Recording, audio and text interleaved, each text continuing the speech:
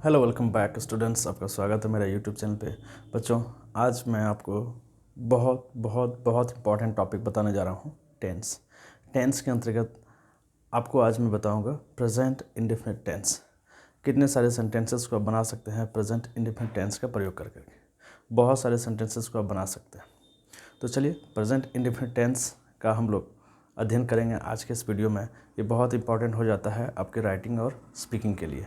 जब भी आप बोलते हो तो बहुत सारे सेंटेंसेस को प्रेजेंट इंडेफिनिट टेंस के जो सेंटेंसेस हैं उसको यूज करते हो, और राइटिंग के दौरान में भी आपको प्रेजेंट इंडेफिनिट टेंस का प्रयोग करना होता है।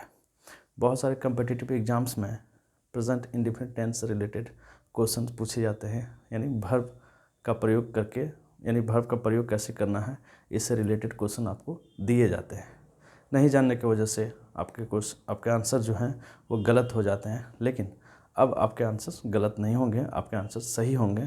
तो चलिए, स्पीकिंग और राइटिंग के लिए प्रेजेंट इंडेफिनिट टेंस को हम लोग आज समझते हैं। तो चलिए बच्चों, स्टार्ट करते हैं आज का वीडियो। सबसे पहले तो आप जान लें प्रेजेंट इंडेफिनिट टेंस, ये प्रेजेंट टेंस का पहला फॉर्म होता है, यानी प्रेजेंट टेंस के जो 4 पार्ट्स होते हैं उसका ये पहला पार्ट है। तो बारी बारी से हम लोग अध्ययन करेंगे, सभी पार्ट्स के अध्ययन हम लोग बारी बारी से करेंगे। तो प्रेजेंट इंडेफिनिट टेंस जो पहला पार्ट है, इसका अध्ययन हम लोग आज करते हैं। तो सबसे पहले आप समझ लें कि प्रेजेंट इंडेफिनिट टेंस के जो सेंटेंसेस होते हैं, हम लोग पहचान कैसे करेंगे कि कोई सेंटेंस आप बोल रहे हैं या लिखा हुआ है तो किस टेंस के हैं, यानी प्रेजेंट इंडेफिनिट टेंस के।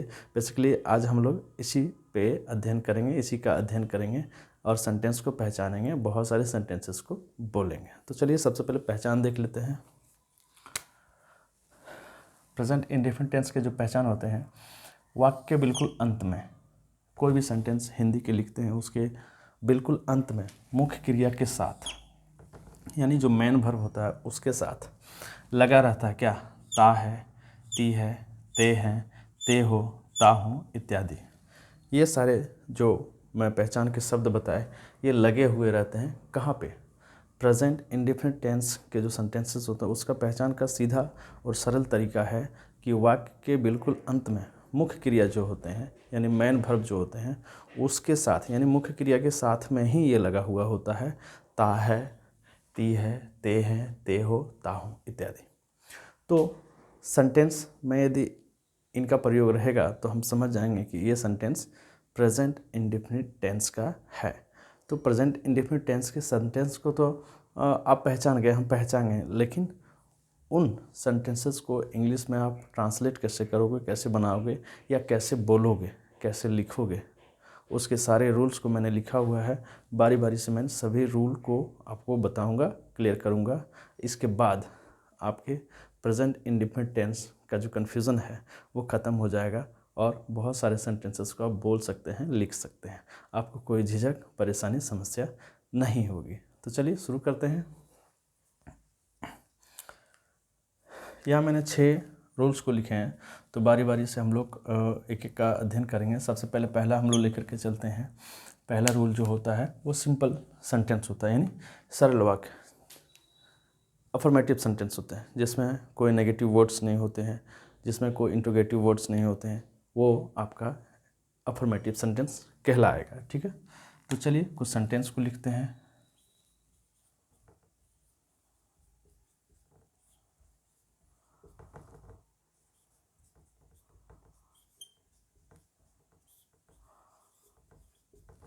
बच्चों, सबसे जो इम्पॉर्टेंट बात है वो आपको जानना है कि ये प्रेजेंट इंडेफिनिट टेंस कैसे है। सबसे पहले देखना कि इसमें वर्ब क्या है, खाना। खाना ये वर्ब है और इसी के साथ लगा हुआ है ता है। यहाँ देखना, यहाँ वर्ब क्या है, मेन वर्ब जाना, इसी के साथ लगा हुआ है ता हूँ।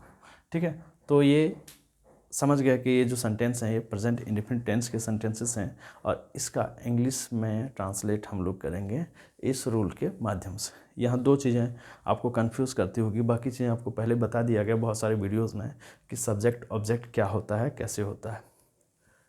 वर्ब 1, वर्ब 5, इसका भी जिक्र मैंने बहुत सारे वीडियोज़ में किए हुए हैं, लेकिन यहाँ आपको बता दूँ जो वर्ब 1 होता है और वर्ब 5, वर्ब में एस या ES लगता है तो वो verb 5 हो जाता है। अब verb 1 जो होता है वो मूल रूप होता है, यानी क्रिया का मूल रूप होता है verb 1, और verb 5 जो होता है उस मूल क्रिया में यानी उस मूल रूप में आपको S ES का प्रयोग कर देते हैं यदि आप, तो वो verb 5 यानी verb का 5वां रूप हो जाता है। तो कन्फ्यूज़न को दूर कर लिए यहीं कि verb 1 और verb 5 क्या होता है, बाकी हम लोग सेंटेंस के में प्रयोग कर करके सीखेंगे।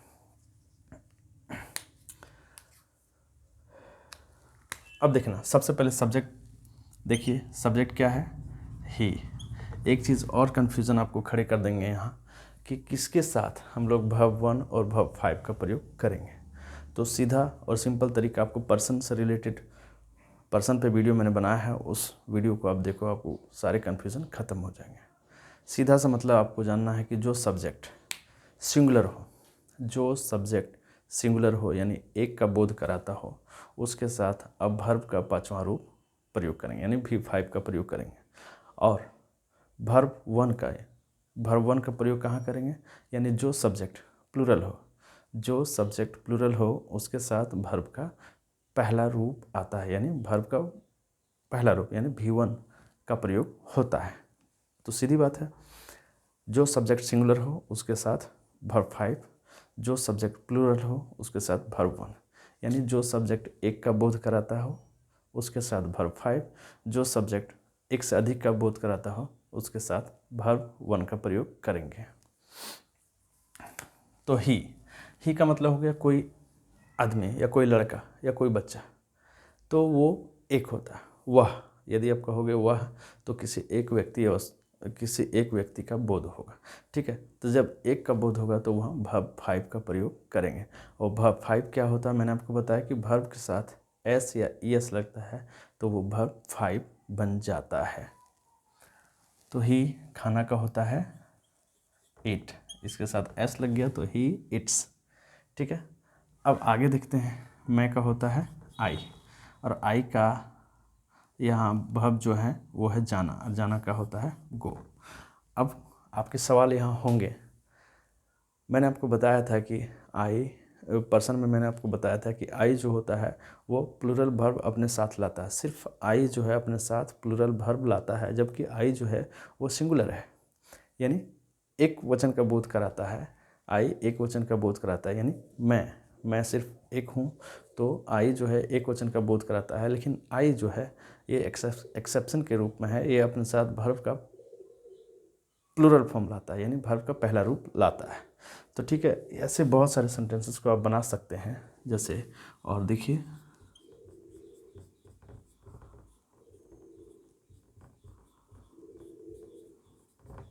वे लोग गाते हैं, ठीक है।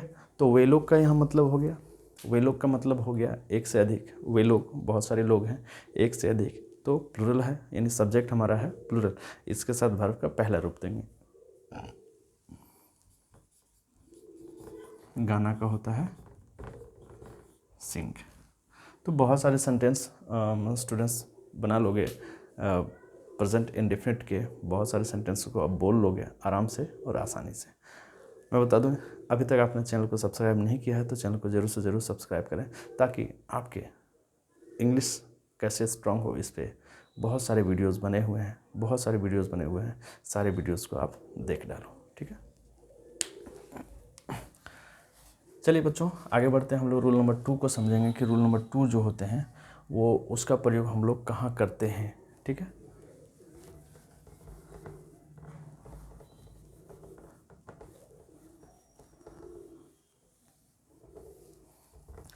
मैंने वही सेंटेंस रखे हैं जो मैंने रूल 1 में प्रयोग किया था। आपको रूल 2 का प्रयोग वहाँ करना है जो सेंटेंस क्या से शुरू होता है, ठीक है। जो आपका रूल है वह है डू डज सब्जेक्ट वर्ब का पहला रूप। ध्यान दें कि डू डज लगने के बाद वर्ब हमेशा फर्स्ट फॉर्म में आता है, वर्ब का पहला रूप और ऑब्जेक्ट, यानी सेंटेंस का शुरुआत क्या से होना चाहिए। तो ये जो सेंटेंसेस है इसके आगे हम क्या लगा देते हैं, तो ये क्वेश्चन मार्क बन जाता है, ठीक है। यानी सेंटेंस जो है वो इंट्रोगेटिव हो जाता है, ठीक है। अब ये इसमें इस तरह के सेंटेंस में आपको रूल नंबर 2 का प्रयोग करना होगा। एक चीज़ और कन्फ्यूज़न करेगा आपको कि कहाँ डू और कहाँ डज का प्रयोग करेंगे। सीधी बात है, आपको समझना ज़रूरी है। ध्यान से समझो बच्चों, डू का प्रयोग करना है प्लूरल सब्जेक्ट के साथ, यानी जो सब्जेक्ट प्लूरल हो, यानी एक से अधिक का बोध कराता हो आई को छोड़ करके, उसके साथ आप डू का प्रयोग करेंगे। और डज का प्रयोग करेंगे जो सब्जेक्ट एक हो यानी सिंगुलर हो, उसके साथ आप डज का प्रयोग करेंगे। ठीक है, क्या वह गाता है? तो सबसे पहले आपको सब्जेक्ट देखना है, सब्जेक्ट क्या है, सिंगुलर है या प्लूरल है। वह किसी एक व्यक्ति के लिए हो रहा है इसलिए यह सिंगुलर है, इसके साथ डज का प्रयोग होगा। उसके बाद सब्जेक्ट दीजिए यानी ही, उसके बाद वर्ब दीजिए यानी खाना का ईट। अब देखना यहाँ आपको कन्फ्यूज़न एक और होगा कि ही के साथ इट्स का प्रयोग पहले किए, लेकिन यहाँ ही के साथ इट का प्रयोग क्यों करेंगे? इसलिए करेंगे चूँकि इसके साथ डज का प्रयोग हो चुका है, इसलिए ही के साथ आप वर्ब का पहला रूप का प्रयोग करना। ठीक है, नेक्स्ट, क्या मैं जाता हूँ? अब देखना सब्जेक्ट क्या है, मैं। क्या बताया मैंने, आई को छोड़ करके जितने भी प्लूरल सब्जेक्ट है उसके साथ अब डू का प्रयोग करेंगे। तो आई है यहाँ, इसलिए यहाँ भी डू का होगा प्रयोग। डू आई जाना का गो, और फिर क्वेश्चन मार्क आप दे देंगे। ठीक है, क्या वे लोग गाते हैं? तो डू इसलिए चूँकि सब्जेक्ट है प्लूरल, एक से अधिक है, वे लोग का मतलब है बहुत सारे लोग। ठीक है, डू दे गाना का होता है सिंग। ठीक है, क्वेश्चन मार्क। तो बहुत सारे सेंटेंसेस को आप बना सकते हो रूल नंबर 2 का प्रयोग करके। ठीक है,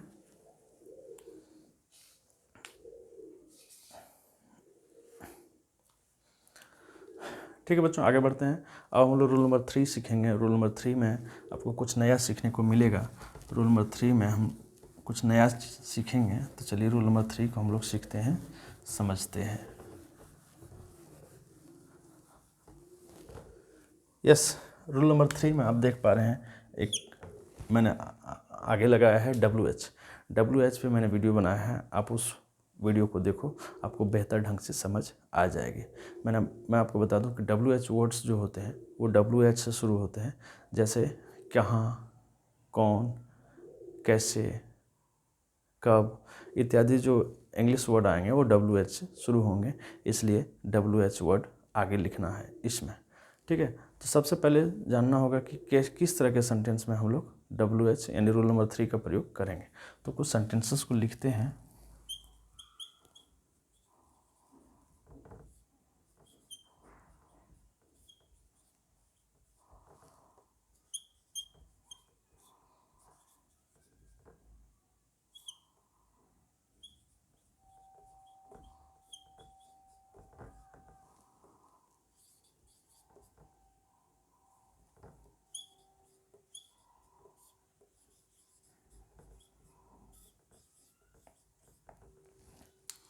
आपको ध्यान देने वाली बात है कि किस तरह के सेंटेंस में हम लोग रूल नंबर 3 का प्रयोग करेंगे।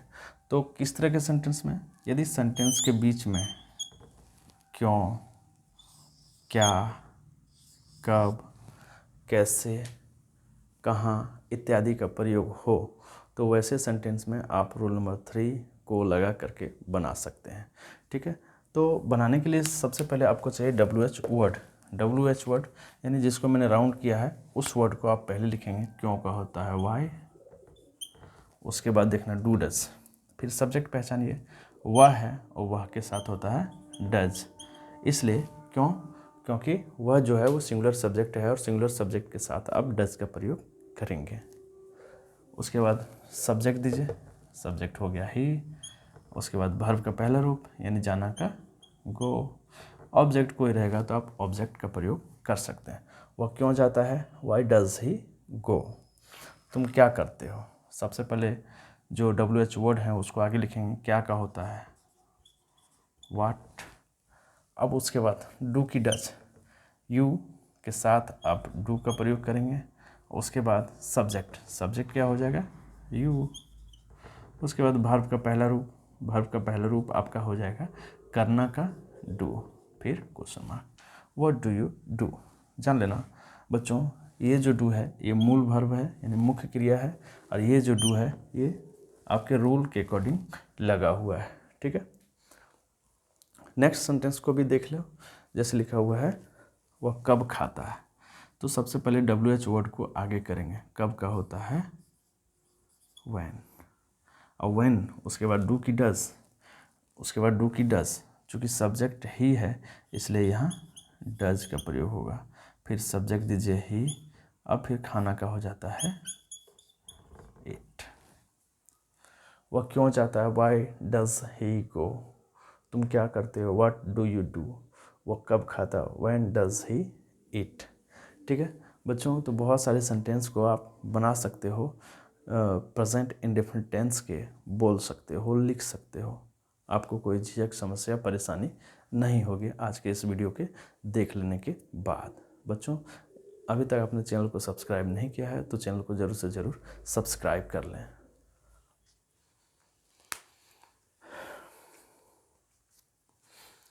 चलो बच्चों आगे बढ़ते हैं, कुछ और सेंटेंसेस को हम लोग देखते हैं। रूल नंबर 4 का प्रयोग करेंगे।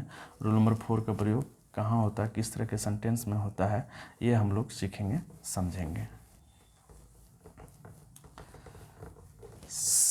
मैं कुछ सेंटेंसेस को लिखता हूँ, उसके बाद आपको समझाऊंगा कि रूल नंबर 4 का प्रयोग हम लोग करेंगे, यानी रूल नंबर 4 का प्रयोग करेंगे।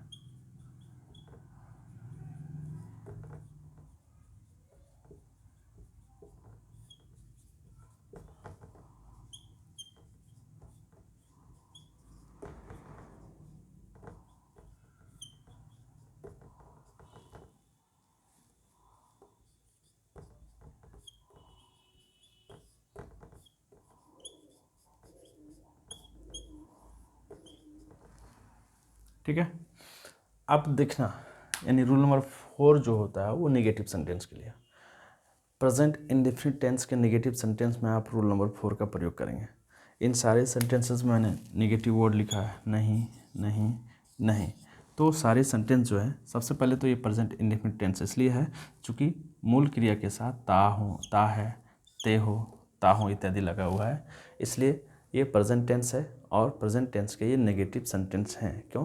क्योंकि इन सारे सेंटेंसेस में नेगेटिव वर्ड का प्रयोग हुआ है। तो रूल नंबर 4 का प्रयोग करके आप लोग को बनाना है। या फिर वही बात आती है कि डू डज का प्रयोग कहाँ करना है, तो मैंने पहले ही बताया, जो सब्जेक्ट सिंगुलर है उसके साथ डज, जो सब्जेक्ट प्लूरल हो उसके साथ डू का प्रयोग करना है, आई को छोड़ करके। आई के साथ हमेशा डू का प्रयोग होगा और यू के साथ भी डू का प्रयोग होगा। इस पे वीडियो मैंने बनाया है, आप उन वीडियोस को देख लो। सब्जेक्ट पहले दीजिए ही, फिर डू की डज, ही चूँकि सिंगुलर सब्जेक्ट है इसलिए डज, फिर नॉट का प्रयोग करिए, फिर वर्ब का पहला रूप यानी खेलना का क्या हो जाएगा, प्ले, फुल स्टॉप। वह नहीं खेलता है, ही डज नॉट प्ले। तुम नहीं पढ़ते हो, सब्जेक्ट दीजिए यू, यू के साथ डू, फिर नॉट का प्रयोग करिए, फिर वर्ब का पहला रूप पढ़ना का रीड। तुम नहीं पढ़ते हो, यू डू नॉट रीड।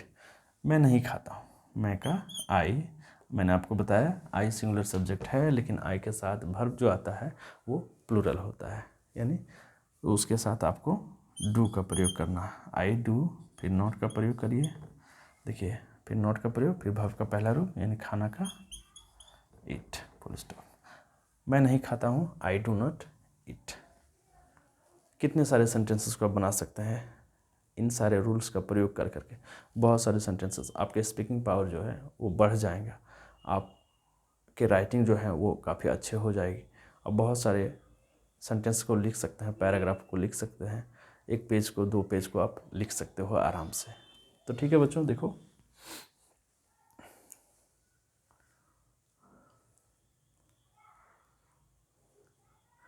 ठीक है बच्चों, आगे बढ़ते हैं। हम लोग रूल 5 और रूल 6 सीख लेंगे, समझ लेंगे। सारे नियम को जान लेने के बाद आपको कोई परेशानी, समस्या नहीं होगी और बेहतर ढंग से आप अंग्रेजी को बोल सकते हैं, लिख सकते हो, और आपके कम्पिटिटिव एग्ज़ाम्स में आपके नंबर मिलेंगे, फुल मार्क्स मिलेंगे, कहीं कोई दिक्कत समस्या नहीं होगी। रूल नंबर 5 हम लोग अब देख रहे हैं।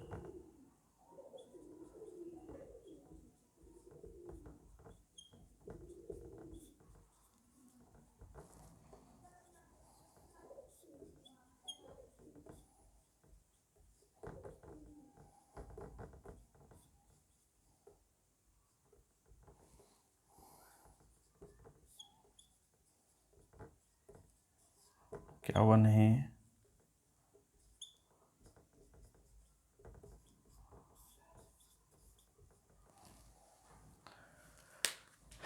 इसमें समझने वाली बात क्या है कि रूल नंबर 2 का प्रयोग हम लोग जैसे किए थे वो इंट्रोगेटिव था लेकिन नेगेटिव नहीं था। अब रूल नंबर 2 का नेगेटिव यानी क्या से सेंटेंस हमारे शुरू हो रहे हैं लेकिन इसके साथ सेंटेंस में नहीं का प्रयोग हुआ है, यानी सेंटेंस जो है वो क्या से शुरू हो रहा है। ठीक है, अब बीच में आपको नेगेटिव वर्ड मिल जाएगा यहाँ पे, तो आप समझ लेना कि रूल नंबर 2 का रूल नंबर 5 जो है वो नेगेटिव है, यानी नेगेटिव बनाने के लिए आपको रूल नंबर 5 का प्रयोग करना होगा। तो सबसे पहले क्या करना होगा, डू डज को आगे लिखेंगे, डू डज को आगे आप लिखिए। डू डज किसके साथ डू, किसके साथ डज, ये मैंने बता दिया है। सिंगुलर सब्जेक्ट के साथ डज, तो ही जो है सिंगुलर सब्जेक्ट है, किसी एक व्यक्ति का बोध होता है तो उसके साथ डज का प्रयोग करेंगे। फिर सब्जेक्ट दीजिए, सब्जेक्ट हो जाएगा ही। फिर नॉट का प्रयोग करिए। फिर वर्ब का पहला रूप यानी जाना का गो फुल क्वेश्चन मार्क दीजिएगा। क्या वह नहीं जाता है, डज ही नॉट गो। क्या तुम नहीं पढ़ते हो, तो तुम जो हो गया ये प्लूरल सब्जेक्ट है इसलिए इसके साथ डू का प्रयोग करना। डू यू, फिर नॉट का प्रयोग करिए, नॉट पढ़ना का रीड क्वेश्चन मार्क। क्या तुम नहीं पढ़ते हो, डू यू नॉट रीड। क्या वो नहीं दौड़ता है, देखना सब्जेक्ट क्या है ही, तो ही सिंगुलर सब्जेक्ट है, इसके साथ यहाँ डज का प्रयोग करना है, डज ही। फिर नॉट का प्रयोग करिए। आप देखो डू डज में डज कर दिया, सब्जेक्ट कर दिया, फिर नॉट का प्रयोग करना होगा इसमें। ठीक है बच्चों, दौड़ना का रन।